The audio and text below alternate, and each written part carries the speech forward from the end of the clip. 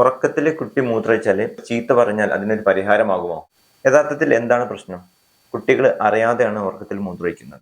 സാധാരണ ഒരു 6-7 വയസ്സ് വരെ കുട്ടികളിൽ ഇത് സാധാരണയായി കാണുന്ന ഒരു സംഗതിയാണ്. എന്തുകൊണ്ടാണ് ഇത് സംഭവിക്കുന്നത്?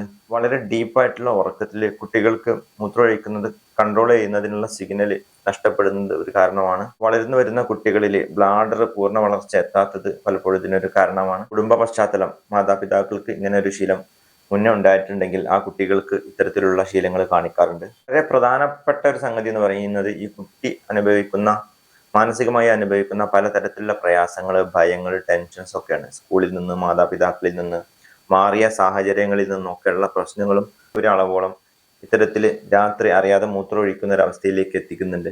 അതുകൊണ്ട് നമ്മളിത് മനസ്സിലാക്കേണ്ടത് കുട്ടി ഇത് അവർ ഉദ്ദേശിച്ചുകൊണ്ട് ചെയ്യുന്നതല്ല. അതുകൊണ്ട് തന്നെ കുട്ടിയെ ഇതിന്റെ പേര് ഒരിക്കലും ശാസിക്കാൻ പാടില്ല, കളിയാക്കാൻ പാടില്ല. ഇത്ര പ്രായമായില്ല എന്ന് കുട്ടികളോട് പറയാൻ പാടില്ല. മറ്റു കുട്ടികളോട് ഒരിക്കലും കമ്പയർ ചെയ്യാൻ പാടില്ല. മറിച്ച് കുട്ടികൾക്ക് ആത്മവിശ്വാസം നൽകുകയും മൂത്രം ഒഴിക്കാത്ത ദിവസങ്ങളിൽ പ്രശംസിക്കുന്നതും മരുന്നിനോടൊപ്പം നമുക്ക് ചെയ്യാൻ പറ്റുന്ന ഏറ്റവും വലിയ സപ്പോർട്ടാണ്.